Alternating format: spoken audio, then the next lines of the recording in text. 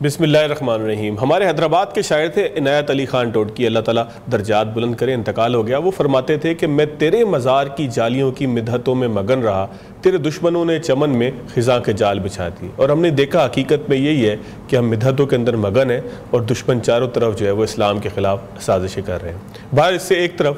ایک نوٹیفیکیشن تھا، ایک بینر تھا جو پنجاب پولیس کے ایک ڈپارٹمنٹ کی طرف سے مختلف جگہوں پر آویزاں ہم نے دیکھا، جس میں کہا گیا کہ 12 ربیع الاول پہ ٹرالیوں پہ ناچ گانا اور لچر پن منع ہے۔ بعد میں معلوم ہوا کہ وہ نوٹیفیکیشن یا بینر جو تھا وہ جعلی تھا، حقیقت میں ایسا کوئی نوٹیفیکیشن نہیں ہے۔ لیکن اگر اس کی روح کی بات کریں تو یہ بات بالکل درست ہے کہ 12 ربیع الاول کا دن نبی مہربان صلی اللہ علیہ وسلم کی تعلیمات پر عمل کرنے کے عزم کا دن ہے، بجائے اس کے کہ ہم لچر پن کا شکار ہوں۔ میرے ساتھ موجود ہیں علامہ ابتسام الہی ظہیر صاحب، کچھ بات کریں گے، نبی مہربان صلی اللہ علیہ وسلم کا تذکرہ کریں گے، کچھ سمجھنے کی کوشش کریں گے، کچھ سیکھنے کی کوشش کریں گے۔ علامہ صاحب بہت شکریہ آپ کے وقت کا۔ علامہ صاحب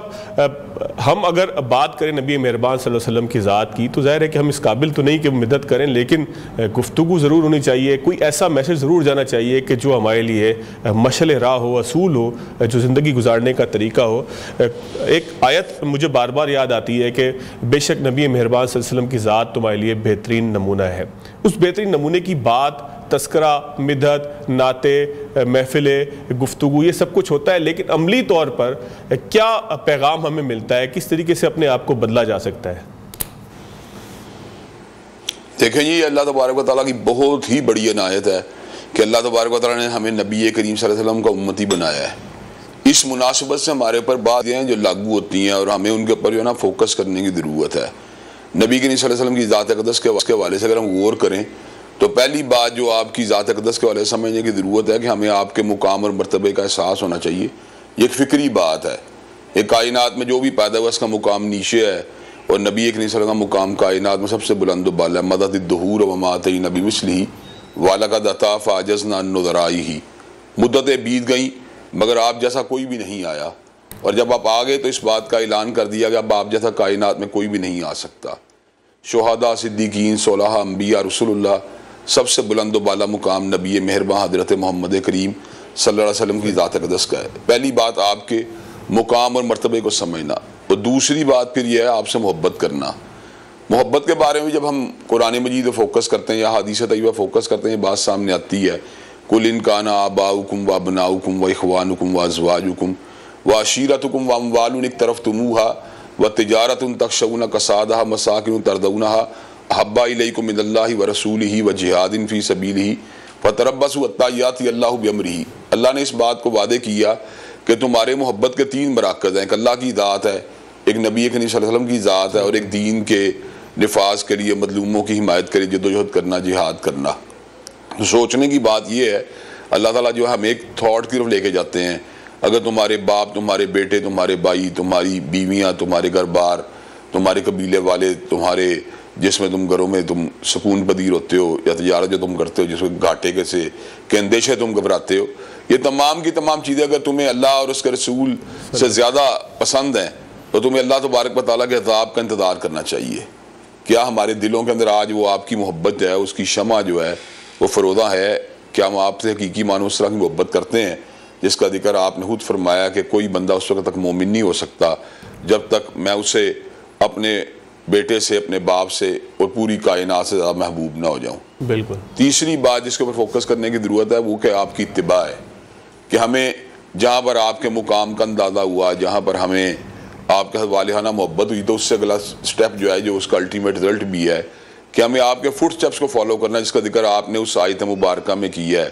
جو بہت زیادہ پڑھی جاتی ہے، لَقَدْ كَانَ لَكُمْ فِي رَسُولِ اللَّهِ أُسْوَةٌ حَسَنَةٌ، کہ ہم سب لوگوں کے لیے نبی کریم صلی اللہ علیہ وسلم کی زندگی بہترین نمونہ ہے۔ بلکہ یہاں پہ ایک ایسا نقطہ جس کو توجہ دینے کی ضرورت ہے، وہ یہ ہے مَن يُطِعِ الرَّسُولَ فَقَدْ أَطَاعَ اللَّهَ، جس نے آپ کی بات کو ماننا ہے در حقیقت اس نے اللہ کی بات کو ماننا ہے، اس لیے کہ آپ ڈیوائن انسپائریشن کے ساتھ، آپ وحی الہی کے ساتھ گفتگو کرتے تھے۔ تو کیا ہم آپ کی اطاعت کرتے ہیں؟ نبی کریم صلی اللہ علیہ وسلم کی اطاعت کا حق یہ ہے کہ زندگی کے ہر شعبے میں آپ کی غیر مشروط اتباع کی جائے، اور آپ کے مقابلے کسی کی بھی بات ہو، باپ کی بات ہو، بیٹے کی بات ہو، کلاس فیلو کی بات ہو، بیچ میٹ کی بات ہو، کولیگز کی بات ہو، کسی کی بات بھی ہو، اس کو جو ہے ثانوی حیثیت دی جائے، اور نبی کریم صلی اللہ علیہ وسلم کی بات کو سب سے بلند و بالا حیثیت دی جائے۔ آپ نے خود بھی اس بات کو ایک بڑے ہی خوبصورت انداز میں یوں واضح فرمایا کہ میں وادی بطحا میں لیٹا ہوا تھا، 2 فرشتے میرے پاس ہیں، انہوں نے مجھے تولا. جب آپ کو تولا گیا، 1 کے ساتھ تولا تو آپ کا پڑ رہا بھاری، 10 کے ساتھ تولا آپ کا پڑ رہا بھاری، 100 کے ساتھ تولا آپ کا پڑ رہا بھاری. یہاں تک کہ یہ بات سامنے آئی پوری انسانیت کو ایک پلڑے میں ڈالا جائے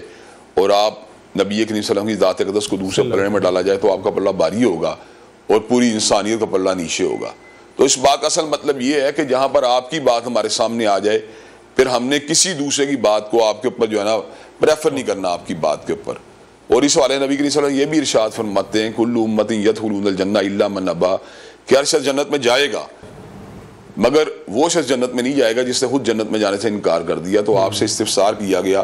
قیل ومن ابا، جنت میں جانے سے بھی کوئی انکار کر سکتا ہے؟ تو آپ نے ارشاد فرمایا من اطاعنی فقد دخل الجنہ ومن عصانی فقد ابا، جس نے میری بات کو مانا وہ جنت میں جائے گا اور جس نے میری نافرمانی کی گویا اس نے خود جنت میں جانے سے انکار کر دیا. صحابہ کرام رضوان اللہ علیہ مجمعین اور اہل البیت جو ہیں ان کو اللہ نے جو مقام دیا ہے اس کی بنیادی وجہ یہی ہے کہ انہوں نے اپنے آپ کو محبت اور اطاعت دونوں کے رنگ میں رنگا ہوا تھا. وہ آپ کی غیر مشروع اتباع بھی کرتے تھے، آپ سے والہانہ محبت بھی کرتے تھے. اس لیے حضرت صدیق، حضرت فاروق، حضرت عثمان، حضرت علی المرتضیٰ، حضرت حسنین کریمین کی ذاتیں ہمارے سامنے ہیں. اللہ نے رضوان اللہ علیہ مجمعین رہتی دنیا تک جو ان کو شان اور مقام عطا کی ہے وہ اسی وجہ سے ہے کہ آپ کی غیر مشروط اتباع کرتے تھے. پھر ایک اور اس کا پہلو یہ ہے کہ فَإِن تَنَازَعْتُمْ فِي شَيْءٍ فَرُدُّوهُ إِلَى اللَّهِ وَرَسُولِهِ، اگر کہیں کوئی تنازع ہو جائے، کنفلکٹ ہو جائے، تو اس میں ریزولو کرنے کے دوران نبی کریم صلی اللہ علیہ وسلم کی بات کو حرف آخر سمجھنا یہ بھی ہمارے لیے ضروری ہے. اس کے بعد پھر ہمارے پر یہ ذمہ داری بھی عائد ہوتی ہے کہ جس طرح آپ نے پہلے بات کہی ہے کہ وہ آپ کی تعریف کرنا، توصیف کرنا، آپ کی نعت بیان کرنا، اور یہ جو ہے اس کے بارے میں جو ہے نا مجھے وہ حضرت حسان کی بات یاد آ جاتی ہے کہ جو آپ نے کہا کہ حجوت محمدً فعجبت عنہ وعند اللہ فی ذاک الجزاء، کہ ابو سفیان رضی اللہ تعالیٰ عنہ ابھی مسلمان نہیں ہوئے تھے تو انہوں نے ہجف کی، تو آپ نے کہا کہ میں جواب دیتا ہوں اور اللہ کے پاس اس کی جو ہے نا وہ جزا میری اس کی اللہ کے پاس ہے. تو آپ نے بڑی خوبصورت باتیں کہیں اس موقع پہ، وَأَحْسَنَ مِنْكَ لَمْ تَرَكَتْ عَيْنِي وَأَجْمَلَ مِنْكَ لَمْ تَلِدِ النِّسَاءُ خُلِقْتَ مُبَرَّأً مِنْ كُلِّ عَيْبٍ كَأَنَّكَ قَدْ خُلِقْتَ كَمَا تَشَاءُ، کہ آپ اتنے پیارے ہیں کہ آپ جیسا پیارا کسی آنکھ نے دیکھا ہی نہیں، اور آپ اتنے خوبصورت ہیں کہ آپ جیسا خوبصورت کسی ماں نے جنا ہی نہیں. یوں محسوس ہوتا تھا کہ اب اللہ کے سامنے کھڑے ہیں،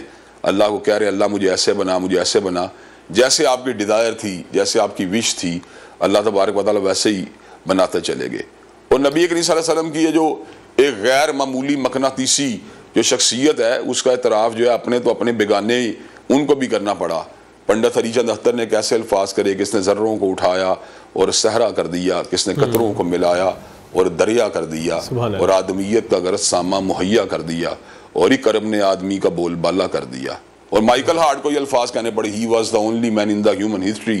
who was supremely successful in both religious and secular phases of life. اگر آپ اس کو خطابت کی زبان میں کہیں تو یہ ایک بات یوں بنتی ہے، وہ واحد شخصیت ہے جو دنیا روحانیت کے بھی امام ہے، دنیا مادیت کے بھی امام، وہ میری نظر کے بھی امام ہے، میری فکر کے بھی امام، وہ میری جلوتوں کے بھی امام ہے اور خلوتوں کے بھی امام، اور وہ عشروں کے بھی امام ہے اور صدیوں کے بھی امام، وہ قرنوں کے بھی امام ہے اور زمانوں کے بھی امام. اور کوئی بھی شخص جو ہے وہ لمحہ بھر کے لیے بھی آپ کی اتباع سے اور آپ کی عظمت کا اعتراف کرنے سے جو ہے نا وہ کسی بھی طور کے اوپر جو ہے نا وہ اس کا انکار کرنے کی پوزیشن کے اندر ہی نہیں.